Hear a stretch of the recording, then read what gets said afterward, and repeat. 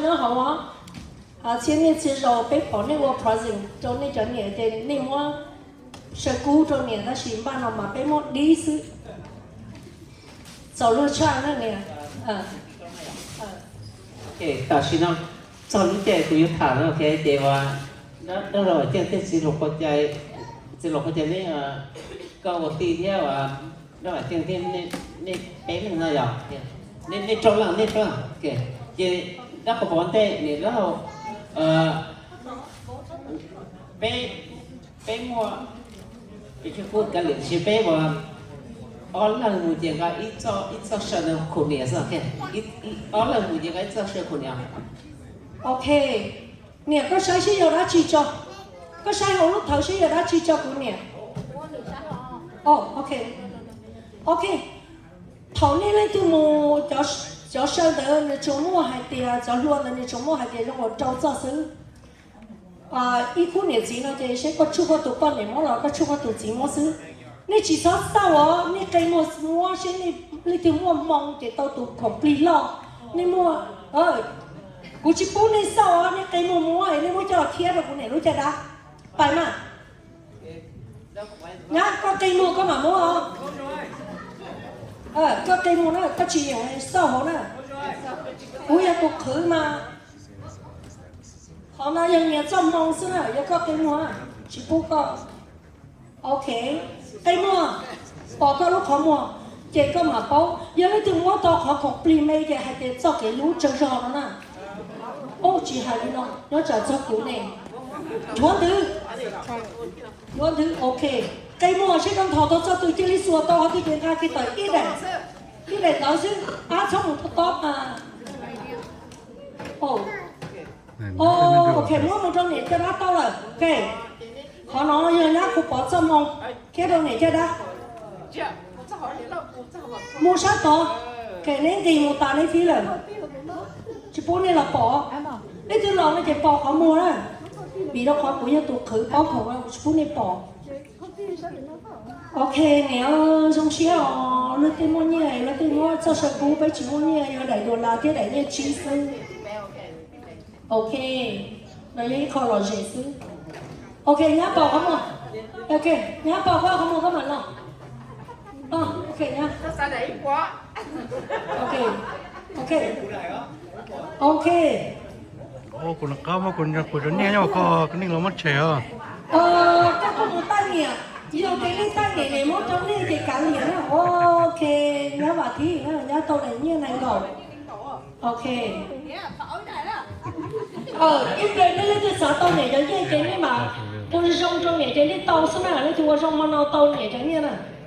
Ok, anh em có cái mua. Cho chị mà lú tụi này chắc là nó chỉ sáng này. Cho chị sáng này kiếp chuyện này chẳng như này nó nhớ tổ chế là yếu cho này nó á. Ok, anh em tao là cho nó tao. Ok, cái gì cũng chạy cả có sửa cho để bùa sơn nấy cho sai cái thứ tài kia là. Ok, nó yêu của tụi này lâu, thế chỉ lâu con trai nữa. Cô nhớ có chồng mình xài thiết tuần chúng thời đại cô nên nó khá cha xe qua cái lò rượu đâu có sao mà tay mẹ nó yêu của tôi người ta luôn nè ai đâu mình chơi oh my god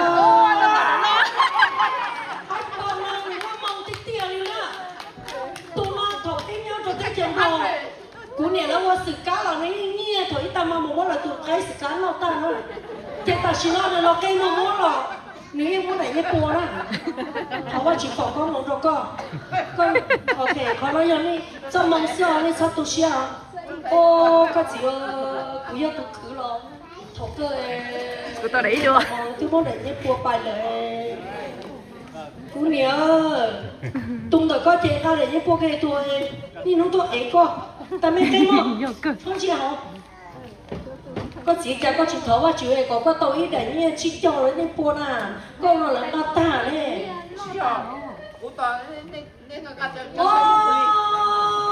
tại mình ta kia của để như chỉ cho ấy không cứ sáng cái tàu ta nó giải mua sáng thì nó cổ cháy từ rồi có như báo tả báo gì mà ăn cho sát tỏng nó mà 喜欢讲，头发去佛光毛着呢，你要做路了喏，头发都nhau lúc chuyện này chị头发去佛光毛着coi，có con nó cái như xong, ok, hắn này có cái món mà cũng có con này. 水走的你啥个弄完了？ Cái món mà cái gì cái này cũng cho nó không.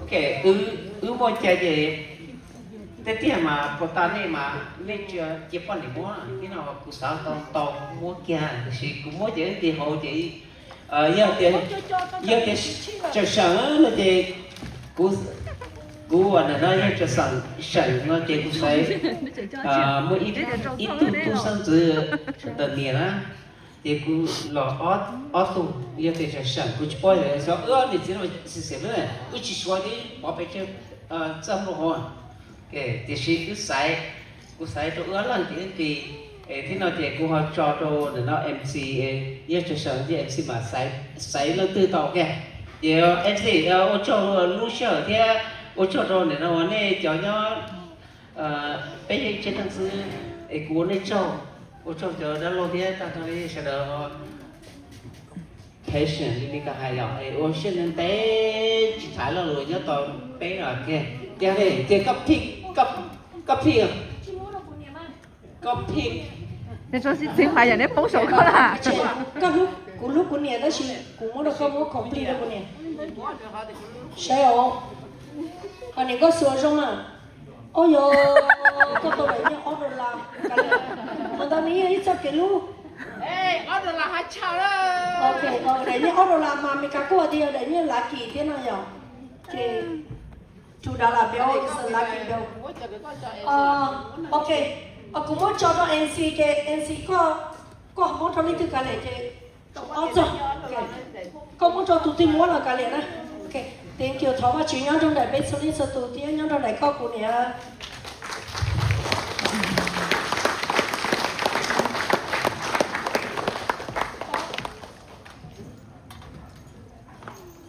Ok, thì nó hạt tiền chính chúa ở kho nó chỉ cú hai châu cú tiêu lộc quay chạy từ lo nó thì mình cái lọ bị nó chỉ hai châu chỉ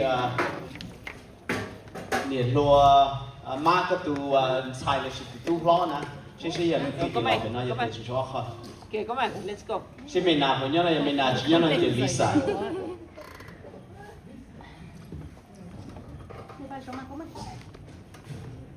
Okay.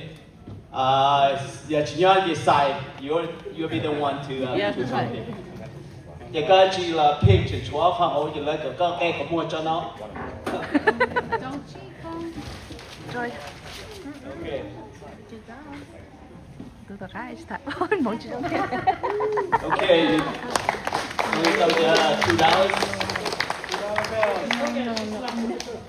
Ta cái ở dưới tòa thế. Okay, $5 change. Good job, Mom. And tan mò chỉ có tụi tuần xài khó là chỉ tu hết bây giờ nó chỉ chuối khó. Tuần thấy là mà. Mom. Amor, tụi bà không? Bà với tụi nó bà. Okay. Let's go back. Maybe you should take the stash off. Okay, cái là cá thọ sự thay nên cho one last done grandma. Okay. Tao đầy cầu đua.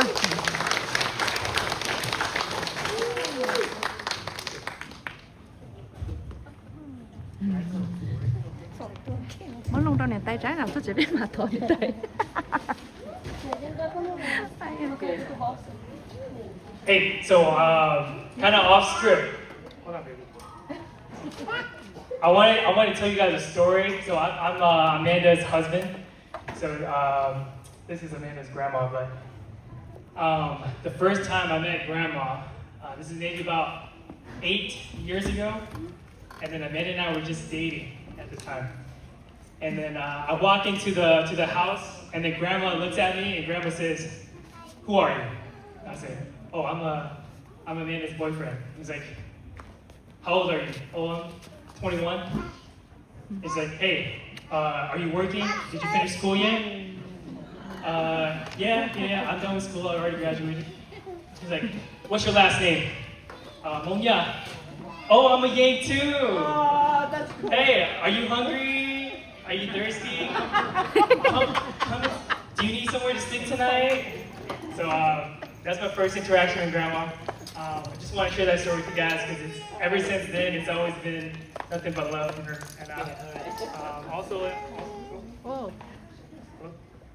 I'm also her Yang grandson too. So. Yeah, right. Oh, thank you.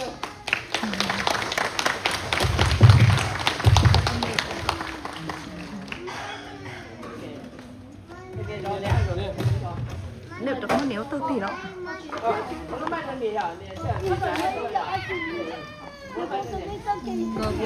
Nhiều bao lâu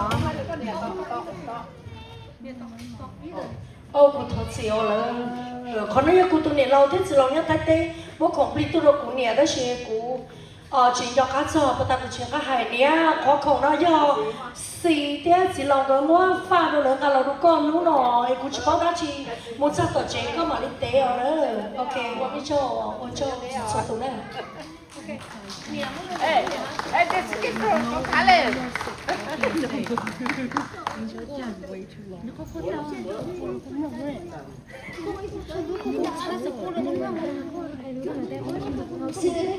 Cô chỉ nên chỉ thầm nữa. Bà cô mà tiền chỉ cho chứ. Giờ chỉ có tiền xin cho tiền. Lúc đi cho tiền.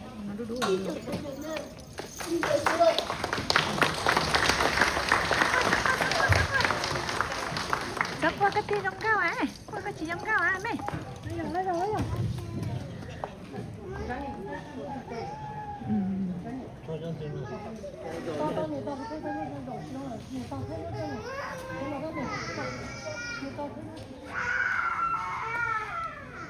Okay, tiếp bên sẽ bước thêm năm trò cho là chi khu thải cáo nó rồi kia là rất cái view cho cái này. Và trong đầu này chỉ là cái story là Ok, ta đi nó đó. Chỉ tao ta theo ta xem mà. Cho linh tế thầu chứ. Lúc nào lưu giờ nè hốt tay nè. Lúc nào chị bây giờ nhắc hốt tay thế, sẽ hốt tay tua. Thành thọ cho grandkids nè. Chị có cho không cho dư cho tụi cho tí cho出嚟拍波啊，第一次年末就升至中意日咧就搬啦。All of you just line up. All the grandkids just line up behind this table here, in front and behind too, surrounding grandma, so that friends and family can know how many kids she has.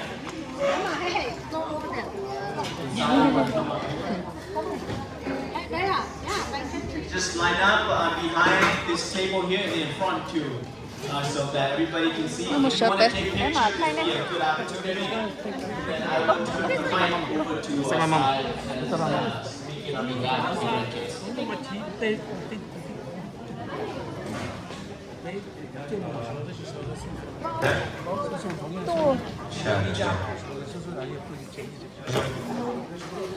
Cho nó chị vô, con này cho mấy xe lên xến sữa cho túi nè. Dạ, chỉ có lúc một thế. Cho nhắc ngỡ thử à.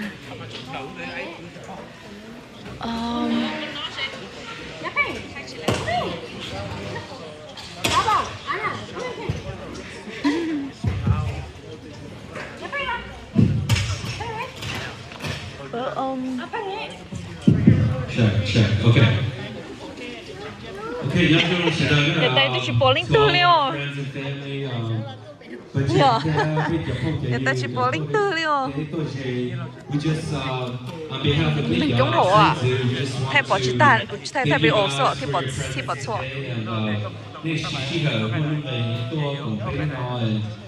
We thank you just for spending your afternoon with us at this lunch and our appreciation lunch for our grandma. lúc nào cú hút sai cú sửa cái ở bên cho sinh tử cú nhẹ rất gì có trai and bên trong xe thật đó này sửa rồi nào okay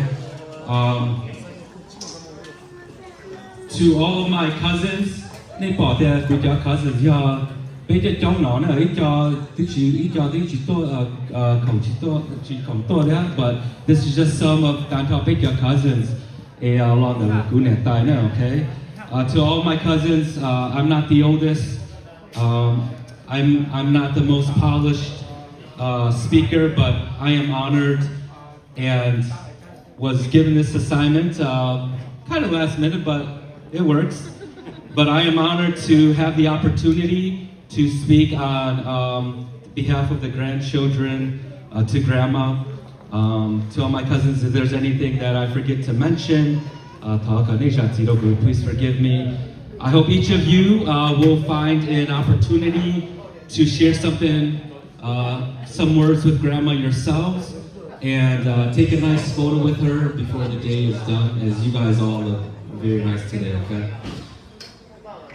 Tôi nè tài u giờ có từ sinh tử bé tại thọ sự bé lá có sự đó có nó bé sa hà đó có thì bé lu có thì bé có cái cháu nữa okay người ta bé đã sinh tử cái trong đi cho OG mẹ là khi nó cứ bé cho xa từ sinh tử nữa okay thì xa cho chuột từ bé cho nó yêu tàu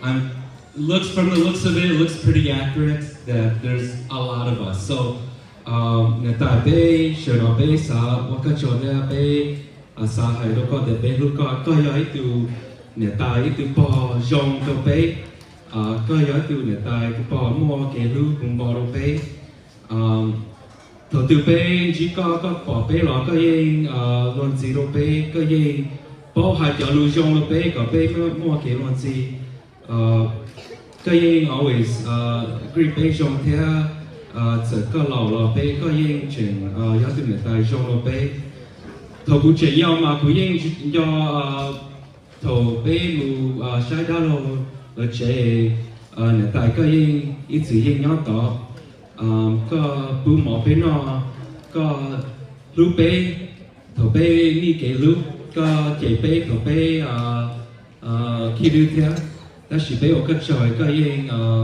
tu bé cái yên tu bé đó thì bé nhỉ hai đứa bé sẽ là bé cho tôi nói là the family we have today is a reflection of the foundation that my grandma and grandpa built and through my grandma's hard work her strength and her unwavering love generations have been able to grow and thrive and we thank you for joining us and honoring our grandma today. Again, at I want you to come in. Bé chỉ mua cho lưu trong ta cho cho speaker vấn đề của chị là chơi cho lưu simple đó cú số, ok? Là thứ hai cho lưu trong chap đó có là chơi cho lưu mika đó cú. Đó chỉ bé sợ hai đó có người ta thì bé có cho bé lưu có, giờ bé chỉ mua cho lưu trong, bé chỉ bỏ hai cho lưu ấy, có bỏ là có yên chừng lưu bé, có yên chừng ba bé này có ba tàu, bé trong xe được có nhau bé này tài, bé xã có ba chỉ phòng có mong có mua cái cá xe có thế có mua cái nó khai nhau trong mỗi gì nữa, ok? So bé xã hai linh nó có, ok chồng, ổn định chồng ok?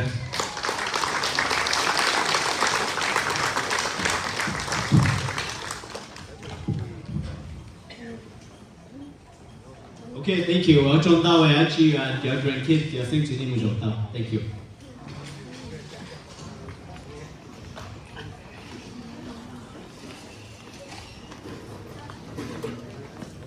Ở trong giờ sinh thìวันนี้วันที่เกี่ยไปน้อยเราลูเกี่ยไปลูก่อนมันยังไงพอลูchỉเก่งไปพอxong rồiไปเดี๋ยวเราลูกกันรู้จัก so thank you. อาจีวันนี้ไปยังน้ำมอเนี่ยจีไปลองcái phong kia là chỉ cái chơi rong là một cái sư phụ yo làm món lục phong kia là chỉ cho bên là giờ sư phụ nổi ya